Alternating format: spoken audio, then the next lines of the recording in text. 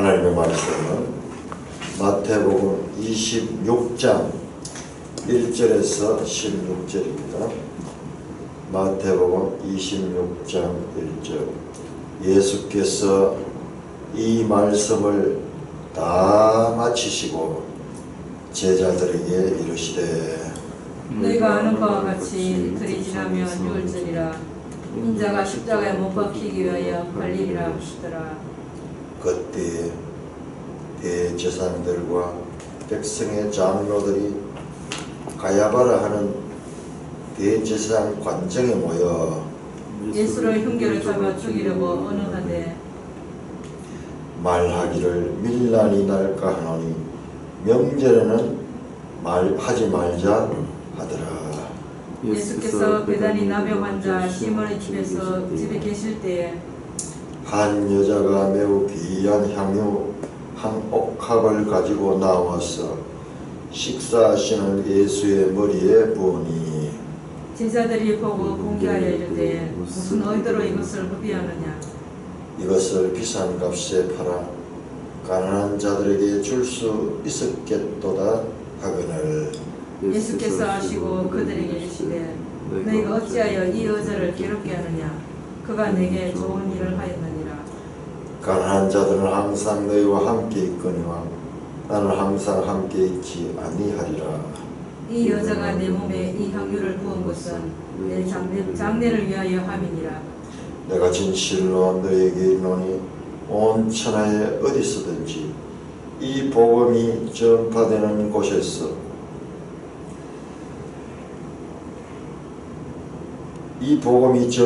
곳에서는 이 여자가 행한 일도 말하여 그를 기억하리라 하시니라. 그때 12 중의 하나인 가룟 유다라 하는 자가 대제사장에게 가서 말하되 내가 예수를 너희에게 넘겨주리니 얼마나 주리냐 하니 그들이 은산십을 달아 주거늘. 그가 그때부터 예수를 넘겨줄 기회를 찾더라. 아버지 하나님, 오늘 감사합니다.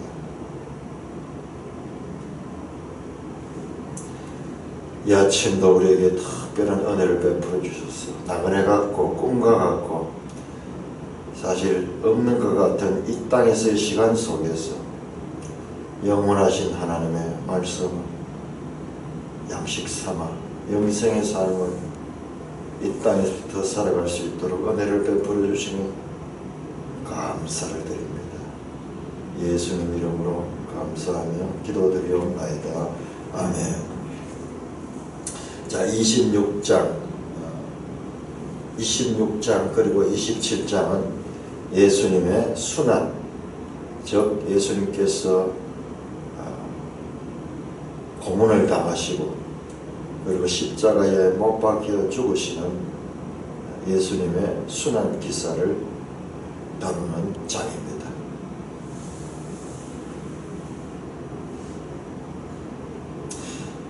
에, 26장은 순환에 대한 예수님의 철저한 준비와 그리고 예고, 그리고 유대법정에서 예수님이 재판 당하시는 기사를 뒷부분에 57절 이후에서 다룹니다.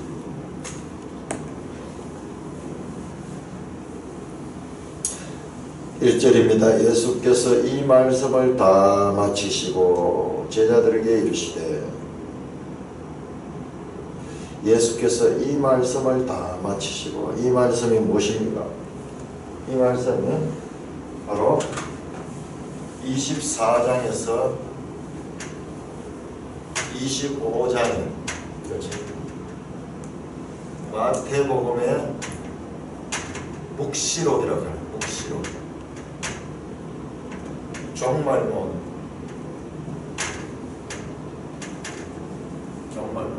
이 말씀, 소위 감남산 강화입니다. 감남산 강화.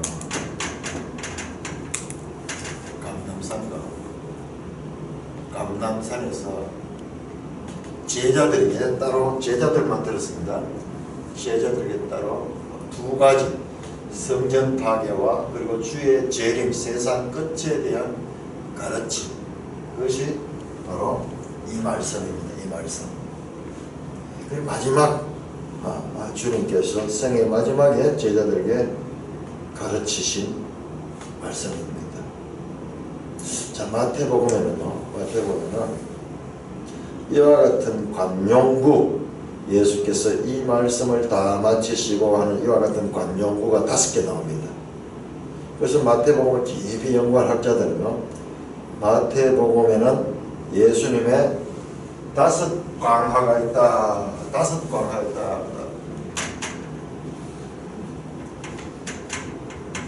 그 첫째 강화가 산상수훈입니다. 산상수훈. 5장에서 7장에 나오는 이와 같은 산상수훈. 산상설교. 두 번째가 10장.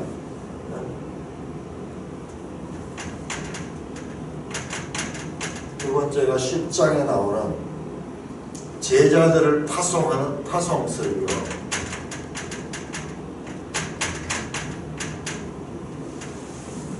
십자에 탁 가면 12제자 이름이 나오고요.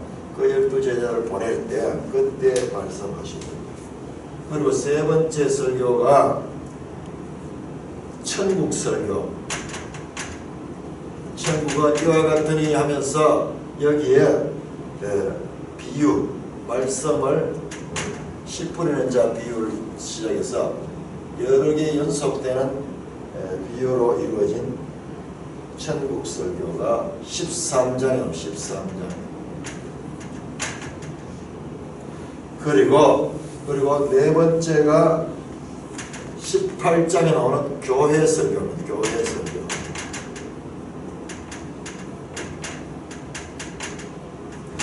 형제가 죄를 범하거든 어떻게 하라.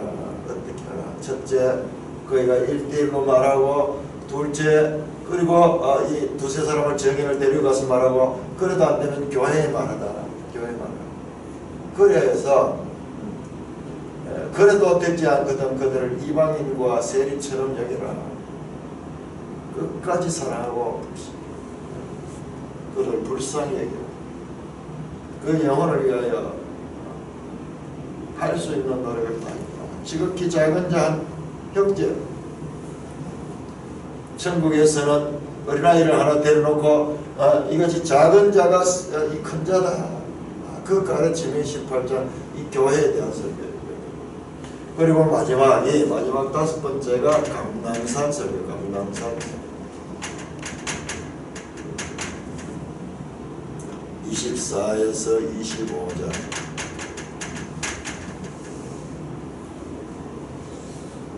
다섯 가지 설교. 자, 이 부분 한번 찾아봅시다. 이 부분이 어떻게 끝이 나는가? 왜 더 많은 말씀들이 있는데 왜 이 5 설교라고 이야기를 하는가? 이런 거는요, 우리 개인 차원에서는 평생 연구해도 알 수 없는 거예요. 그러나 이 마태복음은요, 2000년 교회 역사는 이 마태복음을 받는. 그리고 우리가 지금 성경을 보는 거는 2000년 교회 역사의 결정체입니다. 결정체. 자, 5장 한번 볼까요? 5장 7장. 5장에서 7장.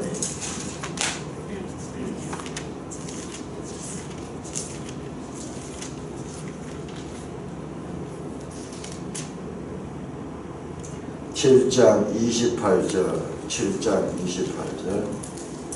자, 7장은 이제 5장에서 시작한 산상수훈입니다. 산상수훈 다 끝나고 난 다음에 28절 같이 씁니다. 시작.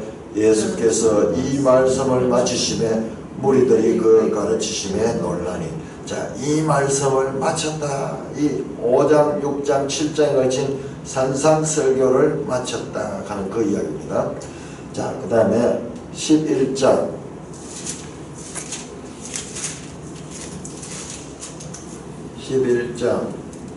1절. 자, 11장 1절은 10장에 이 제자들 파송 설교를 한 후입니다. 11장 1절 시작. 예수께서 12제자에게 명하시기를 마치시고. 13장 53절 53절 시작. 예수께서 이 모든 비유를 마치신 후에 19장 1절 18장이 교회 설교라고 그랬죠. 19장 1절 예수께서 이 말씀을 마치시고, 그리고 오늘 우리가 읽었던 26장 1절 예수께서 이 말씀을, 다른 차이가 있어서 한 가지가 뭐냐, 다 마치시고. 그래서 이 마태복음 연구자들은 여기서 이 다라는 말은 이 5가지 설교를 다 포함한다고 해석을 하는데요, 설득력 있는 말씀입니다. 이 5, 그래 마태복음의 전체 설교들을 다 마쳤다. 이 설교들은요, 대상이 누구냐면 제자들. 무리들도 있었고 다 있었지만은 이 제자들이 이 주축이 된 말씀입니다. 산상설교도 제자들이 나온지라 그렇게 제자들이 설교했죠. 나중에 보면 듣는 사람들 가운데 무리들도 나중에 섞여 있는 것을 보게 됩니다만은 1차 대상은 파송설교는 말할 것도 없이 12제자에게 말씀하십니다. 이 비유 설교도 했을 적에 제자들이 또 와서 그 비유를 더 가르쳐 주세요. 그렇게 하면서 교회 설교를 마쳐, 당연히 바로 이 제자들로 시작될 그 교회에 대한 설교고, 감람산 설교도 그 예루살렘 성전에서 나오실 때에 예수님께서 이 성전이 돌 하나도 돌 위에 남지 않을 것이라 했을 때 제자들이 예수께 나와서 질문했습니다. 언제 이런 일이 있으며 주의 임하심과 세상 끝은 어떻게 됩니까? 그렇게 질문했을 때 나왔습니다. 이게 바로 제자들에게 가르친 겁니다. 5 광화가 마태복음 속에 있다는 거예요. 마치 모세가 모세 오경을 가지고 구약 성경을 시작하듯이 신약 성경에는 5개의 예수님의 설교로서 신약이 열리고 있다고, 그렇게 이건 숨어있는 거예요. 숨어있는 거예요. 예수님이 그렇다고 이야기하는 게 아니고 독자가 찾아내는 거예요. 생각의 근육을 통해서 이 하나님의 말씀은 진리의 말씀이다. 그렇기 때문에 이 말씀을 금을 찾듯이 은을 찾듯이 감추인 보화를 찾듯이 찾는 자에게 계시되어 나온 거예요. 이거는 독자들이 발견해낸 거예요. 은연중에 보면요, 신약 성경은 모세와 예수 그리스도를 대조하고 있습니다. 그래서 모세보다 더 큽니다. 모세가 궁극적으로 가리키는 건 바로 예수 그리스도다 말씀드렸잖아요. 구약 성경은 내용이 더 웅장하고 크고 깁니다. 신약 성경은 짧고 단순합니다. 스케일 면에서 너무너무 작아요. 그렇지만은 오히려 구약의 그 큰 것들이 오히려 신약의 작은 것을 향하고 있습니다. 자, 요한복음 1장 한번 볼까요? 요한복음 1장.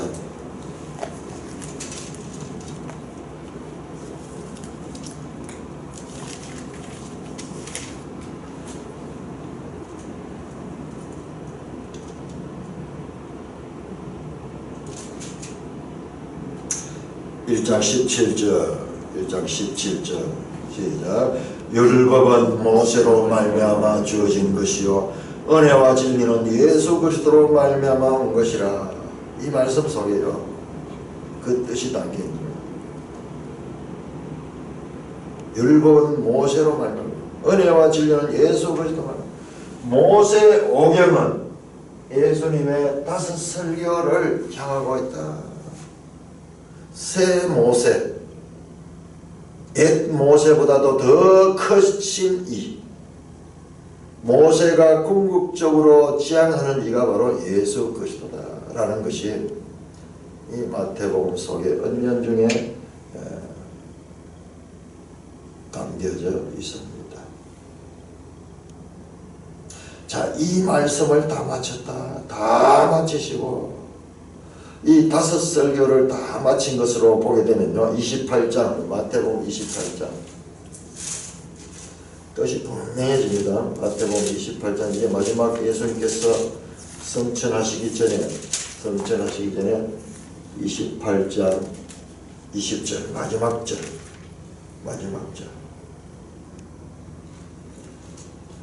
28장 20절 마태복음의 마지막 절은요, 내가 너에게 분부한 모든 것을 가르쳐 지키게 하라. 내가 너에게 분부한 모든 것 뭐냐? 바로 이 5설교예요. 5설교. 제자들에게 하신 말씀. 근데 이 가르침들, 이 5 가르침들은 제자들이 바로 가르쳐야 될 그 내용들입니다. 우리가 이런 관점에서 마태복음을 다시 한번 되시고 봐야 돼요. 그 예수님의 이 5 설교와 신약 시대의 교회에 대한 가르침에 구약에 마치 모세 오경처럼 그렇게 중요한 사상을 담고 있다. 사도 바울도 우리가 분석해보면요, 전부 사도 바울의 이론들이 여기에서 나왔어요. 여기서 예수님의 5 설교에서.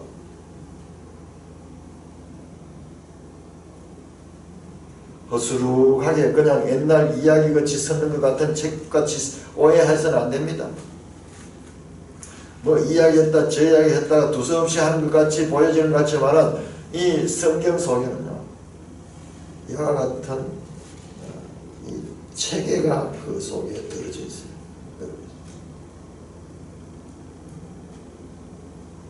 이 말씀을 다 마치시고 이것이 바로 예수님께서 너에게 분부한 모든 것이 분부한 모든 것, 이걸 교회가 사도들을 가르쳐야 되는 거예요. 가르쳐야 돼요. 제자들에게 이르시되 너희가 아는 바와 같이 이틀이 지나면 유월절이라. 그러니까는 이때가 아직 화요일이에요. 화요일. 자, 우리 지도책 343쪽 343쪽 예수님 예루살렘에서의 마지막 고난주간에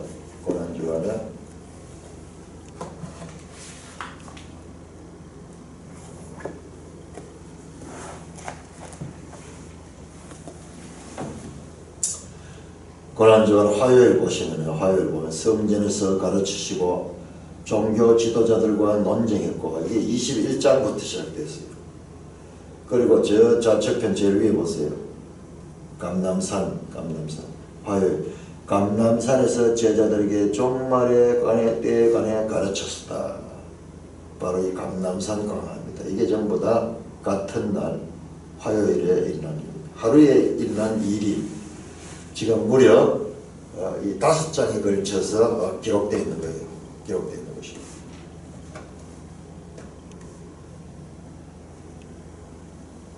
지금 성경의 시간은 천천히 가고 있습니다. 왜냐? 내용이 중요한 내용들이 그 속에 있기 때문에. 성경은 단순한 역사의 기록이 아닙니다. 성경은 의미를 가지고 있는 그와 같은 역사의 기록입니다. 중요한 역사가 있는 부분은 이렇게 길게 지금 설명되고 있는 것입니다. 너희가 아는 바와 같이 이틀이 지나면 유월절이라. 그러니까 목요일이 이제 유월절 시작됩니다. 금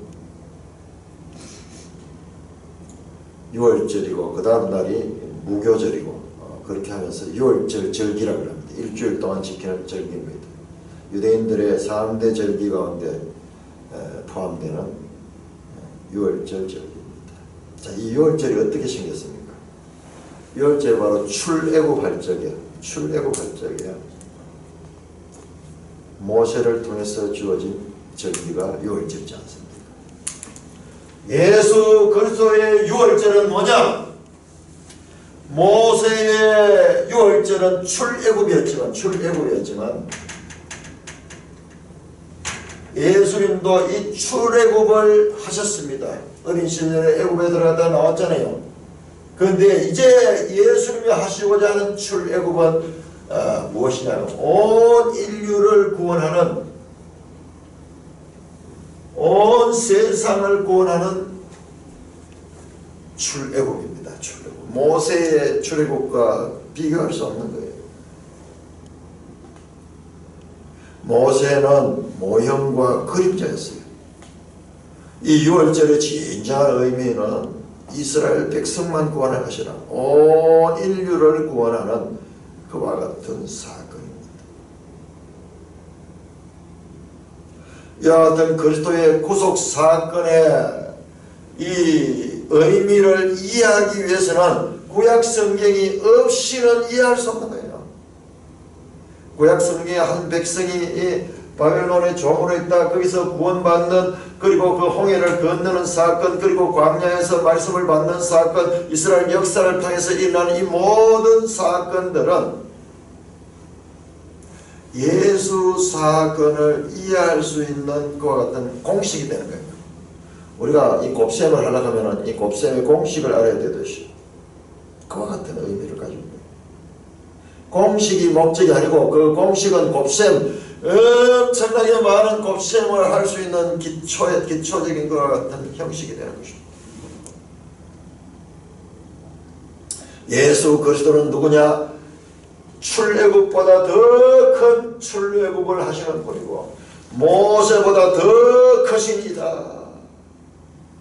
모세가 궁극적으로 이루고자 하신 것이 바로 이 5 설교에 속에 들어있고, 모세가 이스라엘 백성을 출애굽시킨 것이 예수 그리스도의 인류 구원 속에 궁극적으로 그 목적이 있는 것입니다. 이제 6월절 자체는 의미가 없어져요. 성전, 건물 성전도 이제 돈 하나도 돈이 남지 않고 없어져서 건물 성전 제사가 없어지듯이 이 6월절 절기도 예수 그리스도를 통하여 온전히 성취된 것입니다.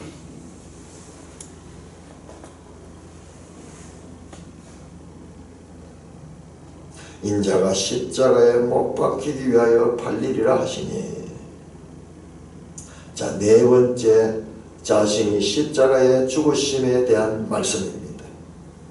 16장의 21절에서 17장 22절에서 23절, 20장 18절에서 19절, 이 예루살렘 오는 목적이 이거잖아요. 계속 그 목적을 놓치지 않고 있었다. 그리고 이제 그 때가 왔다. 이제 그 때가 왔다. 6월절날, 이틀이 지난 6월절날에 인자가 십자가에 못 박히기 위하여 팔리게 될 것이다.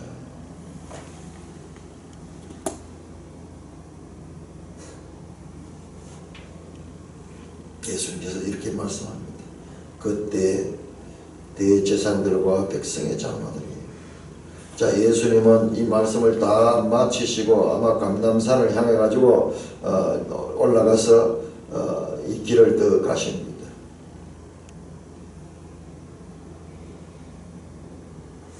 베다니를 향하여, 베다니 숙소, 그 베다니를 향하여 가시면서 이 말씀하시. 그런데 예루살렘 안에서는 대제사장들과 백성의 장로들이 모여서, 장소도 구체적으로 가야바라는 대제사장의 관정에 마당에서 모였습니다. 아마 관사의 이 넓은 마당이 있는, 재판할 수 있고 이럴 수 있는 그런 대제사장의 관사의 마당인 것 같아요. 왜 모였는가? 예수를 흉계로 잡아 죽이려고 의논했다. 예수님을 죽이려고 의논합니다. 어떻게 예수를 말의 올무를 잡든지 또는 그가 했던 행위에 대한 올무를 잡든지 그렇게 잡아서 죽일 수 있다. 그렇게 의논합니다. 결론에서 뭐가 나왔냐? 죽이기는 죽이되 명절에는 죽이지 말자. 이건 6월절에는 죽이지 말자. 왜? 이 6월절이 되면 디아스포라까지 다 이 예루살렘에 와서 예루살렘에 인산인해를 이룰 때 이때 밀란이 날 수 있다. 예수의 인기가 이 나사렛 선지자의 인기가 지금 중천하고 있다. 잘못 건드렸다가는 이 무리들이 밀란을 일으키면 우리가 오히려 어려움을 당하게 된다. 그러니까는 이 명절이 끝나고 난 다음에 하자는 그 결정을 합니다. 예수님은 6월절에 인자가 십자가의 죽으심을 당할 것이라고 말씀하고 있고, 지금 유대 종교 지도자들은 6월절에 하지 말자 그렇게 하는 서로 상호 다른 뜻이 지금 논의되고 있습니다. 왜 이 이야기를 여기다 새겨놨는가? 그러나 마침내 예수님의 말씀대로 이루어집니다. 사람이 결의하고 사람이 의견을 모으고 사람이 결정을 했더라도 예수님의 말씀이 그대로 이루어진다는 것을 보여줍니다.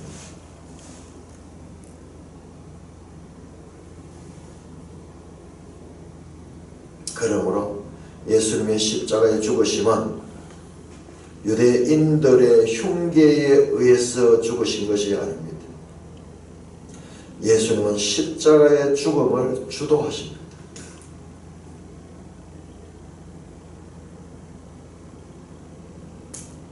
그리스도의 죽음은 그들의 시간표에 의해서 죽어지는 것이 아니라 하나님의 시간표를 따라 진행되는 것입니다.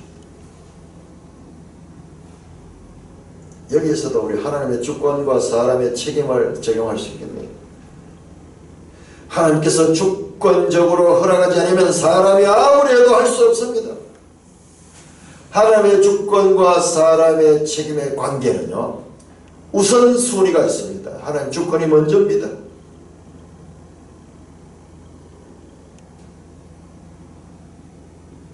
우리 사람이 볼 때는 하나님이 보이지 않기 때문에 모든 것이 사람이 주도하고 사람이 우선하는 것 같지만은 그게 아니에요. 예수님은 악한 자들이 또는 그들이 지배하는 악한 영에 굴복하여 죽으신 것이 아니라 인류를 사랑하심으로 하나님의 뜻을 따라 자발적으로 죽음을 택하신 것입니다.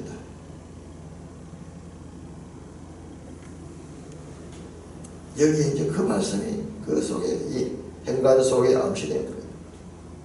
명제는 하지 말자. 이 똑똑한 유대 종교 지도자들이 모여가지고 회의가 결정을 하지만은, 그러나 예수님은 자기 앞에 일어날 일들을 쉽게 말씀하고 있는데도 그 말씀이 이깁니다.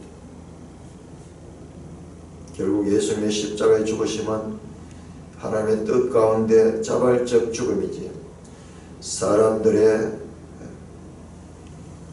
흉계에 빠져 죽는 죽음이 아닙니다. 자, 그러면 우리가 여기에서 또 우리는 죄인들은 어떤 답을 내느냐 그러면, 그러면은 이 사람은 아무 죄가 없지 않은가? 유다도 아무런 죄가 없지 않은가? 저 선악과를 먹게 되었던 아담과 하와도 그들은 스스로 아무 죄가 없지 않은가? 이게 전부 다 하나님의 뜻이 아닌가? 그럴 수 없느니라.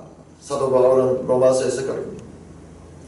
은혜가 많으니 우리를 마음대로 죄를 짓자, 그건 죄인들이 하는 이야기고요. 택한 백성들에게는 그럴 수 없느니라.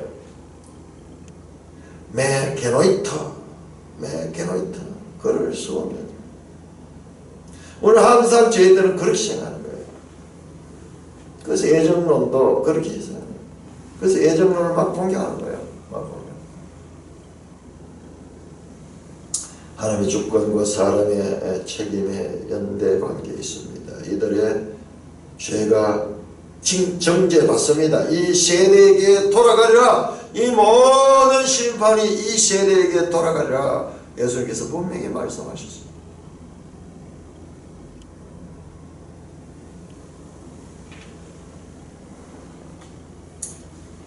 그리고 한 장면이 나옵니다. 예수께서 베다니 나병 환자 시몬의 집에 계실 때에 이제 베다니로 돌아가셨습니다. 베다니는 예루살렘에 계실 적에 예수님의 숙소가 있어요. 여기서 요한복음을 보면은 이 베다니에서 나사로와 그 마리아 마르다 이 자매 집에 주로 묵으셨어요. 그런데 이번에는 예수께서 베다니 나병 환자 시몬의 집에 계실 때 아마 나병 환자 시몬은 사람이 예수님을 초대해가지고 식사를 대접을 하셨던 것 같아요. 나병 환자 시몬, 이 사람이 현재 나병 환자 같으면은 이런 일을 할 수가 없어요. 나병 환자는 격리돼야 되기 때문에 유대율법에 격리돼야 돼요. 그러니까는 이 나병 환자는 예수님께 치유함을 받은 나병 환자, 많은 나병 환자들 중에 한 사람일 거예요. 이 베다니에서의 예수님의 인기가 어떠했겠습니까? 이 베다니에서 죽은 나사로를 한 3개월 전에 살리셨어요. 그리고 문둥병자를 치유했습니다. 그러니까 예수에 대한 환대가 이 베다니에 있습니다. 우리 요한복음 보면요, 사람들이 이 베다니에 와서요, 나사로 때문에 죽은 나사로를 보려고 사람들이 막 몰려오고요. 그래서 예수를 많이 믿게 됩니다. 나사로 때문에 많은 사람들이 믿었더라, 그렇게 되어 있어요. 그러니까는 이 유대 당국자들은 더 분노하게 되는 그런 장면이 나옵니다.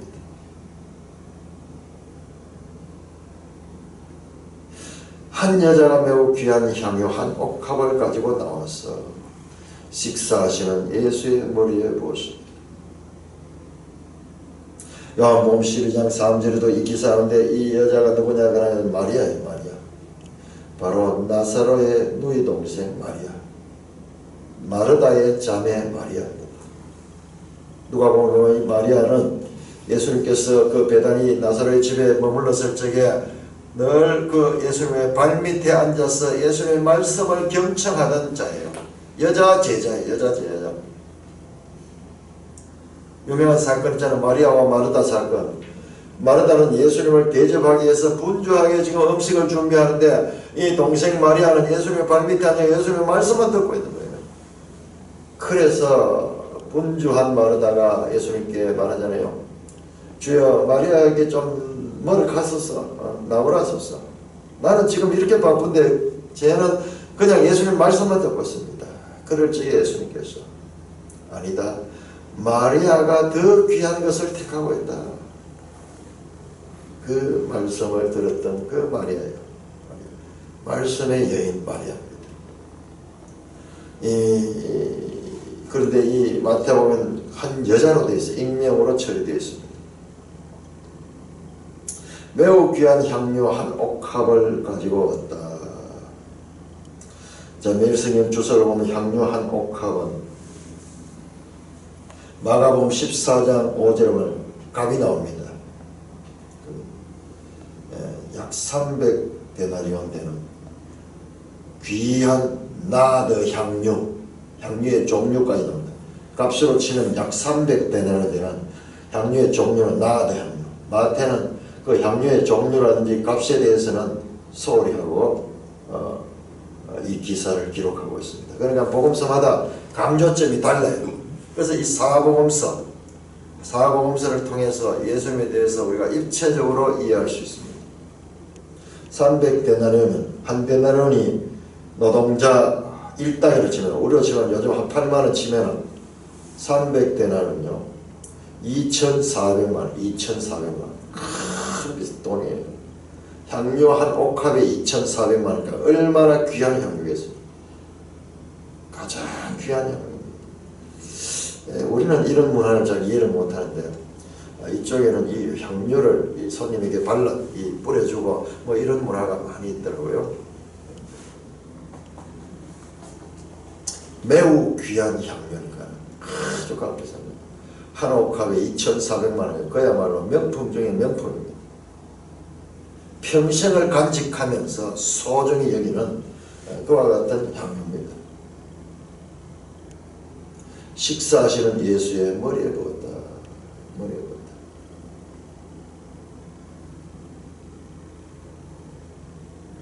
머리에다 이 향유를 이렇게 붓는데, 그런데 어떻게 붓느냐? 이 향유는 다른 복음서를 보면 깨뜨렸어요. 병에서 조금 찍어가지고 보니 향유 전체를 깨뜨려가 전체를 다 부었습니다.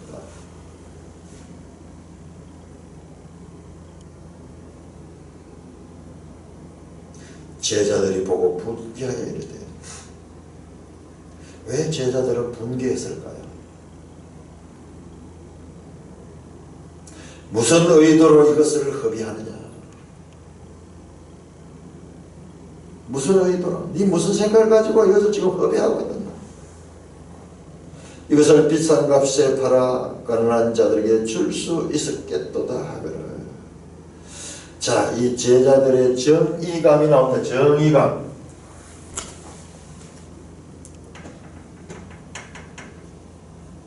사람들의 정의감. 항상 정의감은요, 평등, 그리고 빈부격차를 줄이는 것이 나옵니다.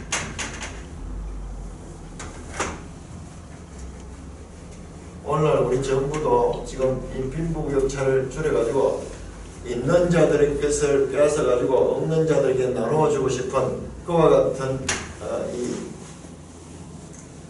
정치적인 제도를 추구하고 있습니다. 그래서 기업이 지금 어렵습니다. 대한항공 사건, 지금 이 조양호 회장이 갑자기 죽어버렸는데 얼마나 스트레스를 많이 받은지 몰라요. 아니, 그 딸들이나 그 부인이 행하는 그런 일들은 나쁜 겁니다. 그렇지만 그건 개인적인 일이에요. 개인적인 일. 근데 그런 여론을 조장해가지고 온 국민들의 공분을 사게 만들어 놓고는 결과적으로 이 기업을 빼들려고 하는 거예요.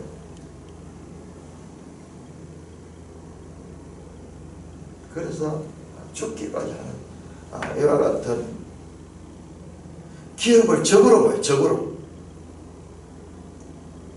그들은 현상밖에 보지 마요. 그 기업을 이룬 사람들도 전부 노동자에서 빈민에서 출발해가지고 자신의 달란트를 최대한 노력해서 이룬데 그 기업인데, 기업주는 악덕 기업주, 갑질한다, 이런 이 프레임을 씌워가지고 단어 자체가요, 갑질하는 말이 딱 들어가면 우리에게는 그와 같은 편중된 생각을 가지게 하는 거예요.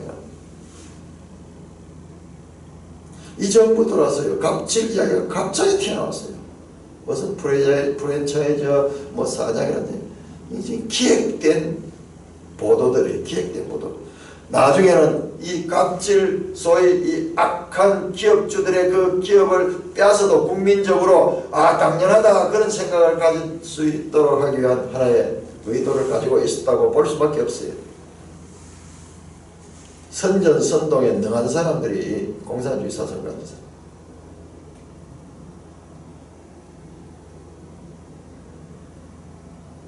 정의. 빈부격차 없이 하는 거예요. 예수님 말씀하십니다. 이들은요, 야, 니 그거 가지고 가난한 자들에게 팔아서 가난한 자들에게 나눠줄 수 있는 많은 가난한 자들이 잘 살 수 있을 건데, 예수님께서 아시고 그들에게 이르시되, 너희가 어찌하여 이 여자를 괴롭게 하느냐? 분노하면서 제자들이요, 이 여인에게 그렇게 공박을 했는 겁니다. 예수님의 생각은 다릅니다. 그가 내게 좋은 일을 했다. 그가 그와 같은 일을 해서 내게 좋은 일이다. 가난한 자들은 항상 너희와 함께 있거니와 나는 항상 함께 있지 않으며. 이 여자가 했는 것은 단순히 너희 눈에는 볼뜨게 이 비싼 향유를 허비하는 것 같이 보이지만 그게 아니고, 이 여자는 내 장례를 위하여 내 몸에다 향유를 부었다. 예수님이 이제 유월절이 지나면 인자가 십자가에 박히어 팔리리라 하는 이 말씀을 그 자리는 없었지만 이 이야기를 이 여인이 들었을 거예요. 이 여인은 예수님의 말씀을 그대로 믿었는 거예요. 그래서 자신이 할 수 있는 최선의 일을 할 수 있는 거예요. 그것은 하나님의 뜻 가운데 정해진 일이지만 사람이 할 수 있는 최선의 일, 자기가 가지고 있는 가장 귀한 것, 가장 소중히 여길 것을 예수님께 부음으로 말미암아서 자신의 심정을 표현했습니다.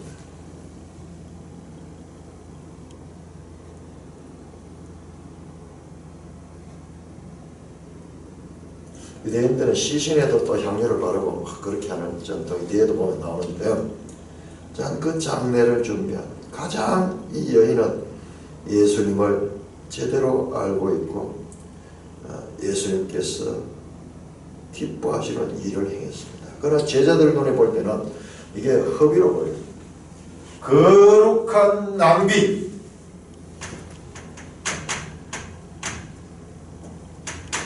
거룩한 낭비였습니다. 우리가 이 현상 세계에서는 낭비하는 것은 덕이 되지 못합니다. 미덕이 아닙니다. 금건 전략하고 검소하게 사는 것이 이 세상의 삶의 미덕입니다. 그러나 하나님 앞에는 거룩한 낭비를 해요. 거룩한 낭비를 해야 돼요. 우리가 주일을 철저하게 지키고 11조를 드리고 이러한 것들은 다 거룩한 낭비예요. 실제 효용 가치가 아무것도 없습니다. 그러나 금금 전략을 뛰어넘는 거룩한 일입니다. 이들의 판단은 땅의 판단이에요. 땅의 판단. 제자들은 마지막까지 땅의 판단을 가지고 자기 의를 가지고 분을 내면서 하나님의 뜻을 행하는 자들을 공격하고 있습니다. 끝까지 거기에서 벗어나지 못합니다. 그러므로 우리의 이 죄성, 죄된 이 죄성, 우리의 이 죄성은요, 우리가 이 죄성을 이기기 위해서 어떻게 되느냐, 이 그냥 두면 죄성은요 항상 선을 가장하면서 이렇게 죄성을 표현되는 거예요. 이게 지금 죄성에서 표현된 자기의 정의입니다. 정의. 우리 인간은 정의를 최고로 치잖아요. 이 땅에서는. 그러나 그 정의조차도 죄성의 발로다 속여가지고, 교묘하게 속여가지고 그렇게 미화된 모습으로 나타나는 거예요. 정의가 나타나는 거예요. 그렇기 때문에 우리가 이 죄성을 극복하기 위해서 어떻게 되냐, 우리가 죽음을 통해 자기를 부인하는 게 부인. 내가 없다. 내가 있으면 나오는 것이 이게입니다. 자기 의가 나오는 거예요. 그래서 내가 없어져야 돼. 내가 없어요. 누구든지 나를 따르면 자기를 부인하고 자기 십자가를 지고 나를 따르지라. 자신의 판단을 죽여버려야 돼요. 주님의 마음은 이 죄인들을 보고 긍휼히 여겨요. 자, 죄는 너무나 교묘한 방법으로 우리에게 공격해 옵니다. 그래서 이 죄의 공격을 이기기 위해서는 죄에 대해서 알아야 돼요. 그 사람과 죄를 분리해서 봐야 돼요. 우리는 그 사람과 죄를 분리하지 못하기 때문에 이와 같은 데에 대해서 우리도 죄성을 가지고 다시 그들을 공격합니다. 그러되면 기뻐하는 것은 마귀가 제일 기뻐해요. 이 죄성이 우리에게 공격에 들어올 적에 우리는 죽어버려야 돼요. 자기를 비워야 됩니다. 이게 겸손이에요. 겸손. 나는 없다. 이 예수님이에요. 예수님. 하나님이시만 자기를 비워 종의 형상을 가지고 왔어요. 종의 형상. 죄와 죄인을 분리해서 볼 적에 우리가 긍휼한 마음이 생깁니다. 왜? 죄와 죄인의 관계는 죄가 죄인을 사로잡고 있기 때문에 그래요. 불쌍하잖아요. 불쌍하잖아요. 불쌍. 이 국리란 마음은 이와 같은 지식이 있을 때 생기는 거예요. 저 사람이 지금 죄를 지으며 나에게 공격하고 있지만 그가 하는 짓은 죄에 사로잡혀 있는 그와 같은 것이기 때문에 그 사람이 불쌍한 사람이다. 이 지식이 있을 적에 긍휼함이 나오는 거예요. 예수님이 이 끝까지 이 죄인들을 긍휼히 여긴 것은 바로 이와 같은 지식에서 나온 거예요. 지식에서 나온 거예요. 우리는 이와 같은 지식이 없기 때문에 평생을 죄에 속하여서 죄의 수준에서 계속 죄를 짓다가 죄인으로서 사망의 길을 가는 경우가 인생들. 그러나 그리스도인은 이와 같은 지식을 이제 가지게 되는 자예요. 제자들의 제자도가 뭐냐? 제자도가 전부 이거잖아요. 전부 이거예요. 지극히 작은 자 하나에게 한 것이 곧 내게 행하시라. 그게 감람산 강화의 마지막 말씀. 우리 성도의 삶이 어떤 것인가? 이 5가지 마태복음의 가르침들을 우리가 통해가지고 우리가 어떻게 살아야 될 것인가를 가르쳐주고 있는 거예요. 그런데 우리가 그런 핵심 내용보다는 그냥 사건 위주로 이렇게 보고 있기 때문에 우리가 이와 같은 지식이 부족했던 거예요. 바울의 서신은 전부 그 이야기다. 그래서 우리 그리스도인께 현재 당면한 과제는 이와 같은 죄에 대한 예민한 그런 지식을 가지고 죄를 컨트롤할 수 있는 그와 같은 상태에 이르는 그런 예수님 같은 차원이라는 거예요. 예수님 제자들이 분별하지 못합니다. 이게 우리들이 마치 만류 인력의 법칙을 거스르는 것처럼 내재하는 죄의 법을 거스르는 건 그렇게 힘든 거예요. 그래서 죽어야 되는 거예요. 죽지 아니하면 있을 수 없는 거예요. 내가 자아가 살아있으면 내가 이 죄가 폭력하면 나도 또한 죄를 지어서 죄의 대잔치가 벌어지는 것이 오늘날 이 땅에서 벌어나고 있는 이 인간관계의 다툼들을 알고 보면 전부 그 현상이에요. 그 현상. 부부간에, 가족간에, 회사 동료들 간에, 이 사회, 이 정치적인 세력들 간에 다툼들을 알고 보면 전부 여기서 나오는 겁니다. 그리스도인들은요, 이런 면에서 세상이 알 수도 없고 알지 못하는 그와 같은 교훈들을 배운 자들이에요. 완전히 구별된 게 여기서 산 위의 동네가 되고 세상의 소금이 되고 세상의 빛이 되는 이유는 바로 여기에서 나타나고 있는 것입니다. 그러나 아직까지 제자들은 자기 의에 사로잡혀 있는 모습을 보게 됩니다. 이 끝까지 보여주는 이들이 변화는 진정한 변화는 언제 일어나느냐? 오순절 성령 강림 이후입니다. 성령 강림. 그래서 로마서 7장은 죄에 대한 해석, 8장은 그 죄를 사람 율법이 육신으로 말미암아 할 수 없는 것을 하나님은 하시나니 곧 우리 주 예수 그리스도를 믿는 믿음으로 말미암은 것이고 그 믿음은 성령이 우리가 함께 할 적에 주어질 것이다. 영으로 육을 죽이라. 영으로 육을 이겨내는 그와 같은 법이 로마서 8장에 나오는 것입니다.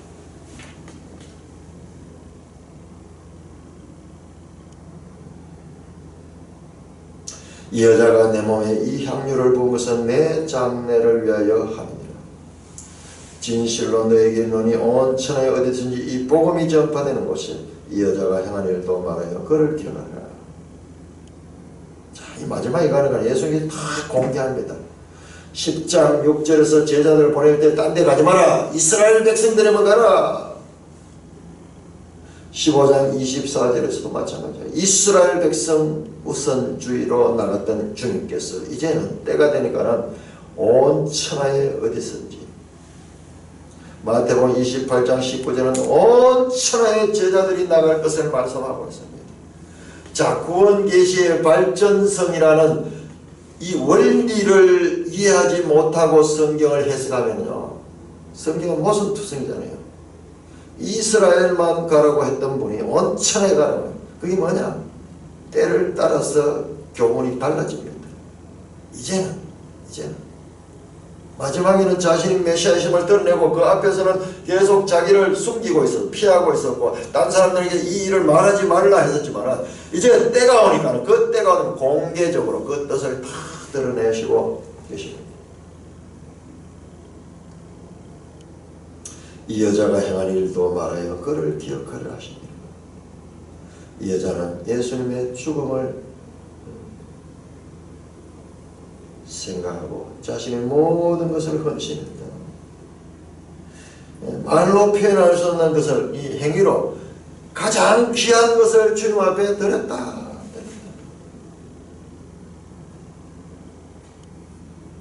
자, 그런 다음에 그들 중 12 중 하나인 가롯 유다라 하는 자가 대제사장에게 가서 말하되 내가 예수를 너에게 넘겨주니 얼마를 주려 하느냐. 그들 은 30을 따라주는 그가 그때부터 예수를 넘겨줄 계획이었다. 자, 이거 한번 그림을 한번 보세요. 지금 오늘 본문을 한번 전반부와 후반부와 그 중간에 들은 내용을 한번 보세요.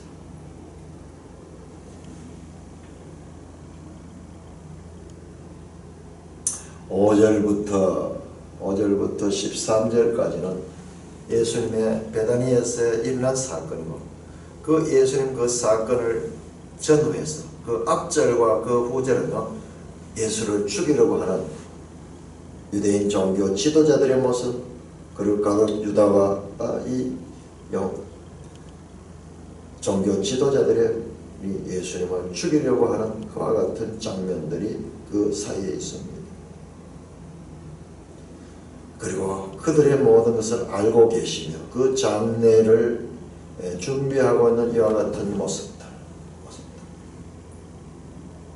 이 여인은 부지 중에 예수님의 장사를 준비하는 일을 하고 있습니다. 장례는 복음 전파의 폐쇄성을 깨뜨리고 이제 전 세계를 향하여 개방되는 사건이기도 합니다. 예수님의 죽으심은 복음 전파의 폐쇄성, 이스라엘에게만 제한된다. 그것이 철폐되고 온 세상으로 나가는. 자, 그럼 마태복음에서 지금 한번 보세요. 옛것이 지금 철폐되고 이 성전이 돌 안에 돌이 남지 아니하는 파괴, 그리고 예수님의 몸의 파괴, 찢기시고 죽어가시는 이 몸의 파괴는 영적인 새로운 시대를 여는 것이다. 그 파괴가 온 인류의 구원의 길로 나가는데 필수적인 그와 같은 과정이다.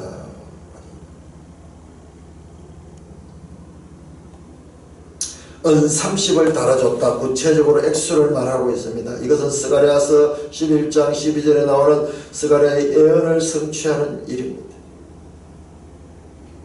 향유 옥합 2,400만원 정도 하는 그 비싼 것은 값을 치를 생각 기록하지 않았는데 그러나 은 30은 구체적인 값을 기록하고 있는 것도 이들의 관심이 어디 있느냐? 물질에 있다는 것을 보여주고 있습니다. 은 30은 어떤 돈이냐? 출애굽기 21장 32절에 보면은 우연히 소가 풀려가지고 그 소가 사람을 떠받아 죽였을 때 종에 대한 배상금에 해당되는 금액이 은 30입니다. 약 넉 달치 임금, 이것도 적지 않아요. 900만원 정도, 900만원.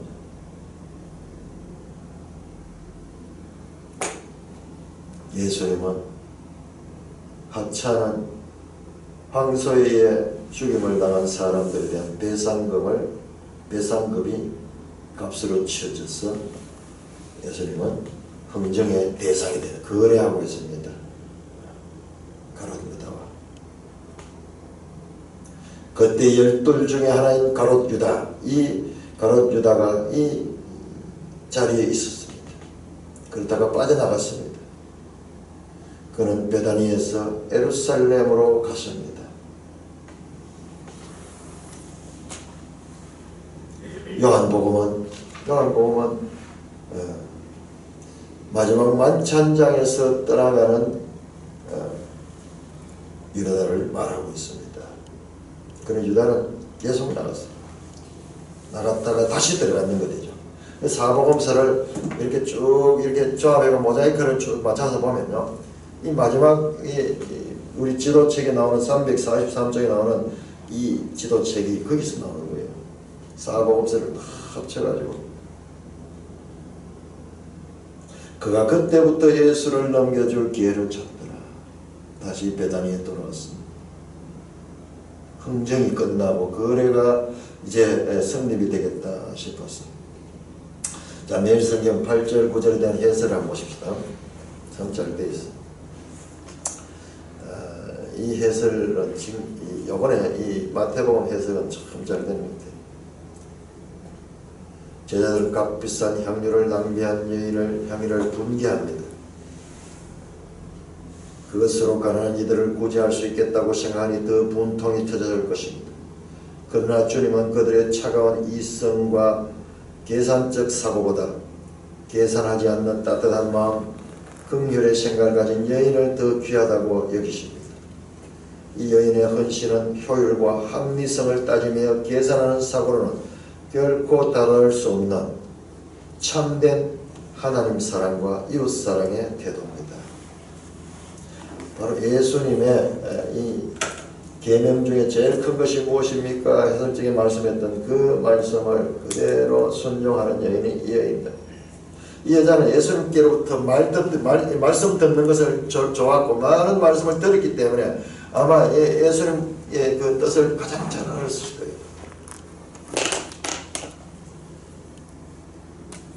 하나님 사랑과 이웃 사랑의 헌신의 모습을 보여주고 있는 이 여인. 근데 이 여자가 행한 일을 말하여 그를 기억하라. 이 향유 옥합을 본 이 여인에 대해서 제대로 기억이 되지 않고 있습니다. 제대로 기억이 되지 않고 있습니다. 이 여자를 누구라고 이야기하냐? 막달라 마리아라고 그렇게 세상에서 가르치고 있는 거예요. 막달라 마리아 아닙니다. 마리아라는 이름은 아주 흔한 이름이에요. 예수님의 어머니의 이름도 마리아고, 이 베다니 여인 인도 마리아고, 막달라 인도 마리아고, 이 베다니 마리아예요. 베다니. 그런데 교회 역사를 보니까 제가 이런 논문을 쓰다 발견했는데요, 이상하게도 유럽의 미술관이나 또는 이 명화들을 보면 전부 이 향유 옥합을 들고 있는 여인이 막달라 마리아가 되어 있어요. 성경에 뭐 그런 내용이 전혀 없는데 막달라 마리아가 향유를 받았다는 이야기 성경에 아무 데나 안 나옵니다. 그런데 어찌하여 성경을 대충 보니까 그런 거예요. 자세히 보니까는 그런 데가 아무 데도 없어요. 그런데 하나의 모노타이프가 되어 있어요. 모노타이프. 막달라 마리아 이꼬로 향유. 그래서 막달라 마리아에는 늘 향유를 들고 나와, 향유 옥합을 들고 나오는 거예요. 그래서 이것이 어떻게 된 일인가 싶어서 쭉 해보니까 그 기원이요, 이 5세기, 6세기 경으로 가는데, 그때 로마 교황 그레고리 9세인가 하는 그 교황이요, 그런 이야기를 선언했는 거예요. 그럼 그게 법이 되어버리는 거예요. 교황 무오류설, 교황이 말하는 성경보다 더 권위가 있어요. 그것이 가져온 폐해입니다. 그래 한번 잘못된 게 이제 자리 잡으니까 그 뒤에는 계속 그것이 하나의 모델이 돼가지고 계속해서 생각 없이 지금까지도 막달라 마리아가 향유를 먹었다고 되고, 우리가 오늘 부르게 될 찬송가도 그렇게 돼 있어요. 그렇게 돼 있어요. 눈이 있어도 보지 못하고 귀가 있어도 듣지 못하고 깨닫지 못하는 것이 성경 속의 이야기만 아니라 오늘날 교회 속에도 그렇게 자리잡고, 그러면 이것을 구분해서 우리는 구분해내야 되는데 이것을 아직도 정리하지 못하고 있다는 거예요. 못하고 있다. 이것이 죄인들의 모습입니다. 눈이 있어도 보지 못하는 거예요. 눈이 있어도 보고 싶은 것을 보고 지금 기존되어 있던 습관, 전통 그것이 지금 현재적으로 보여주는 이 말씀을 보지 못하게 가리고 있다는 거예요. 이런 걸 통해서도 또한 우리의 죄성을 발견하는 계기로 삼을 수 있을 것입니다. 찬송가 211장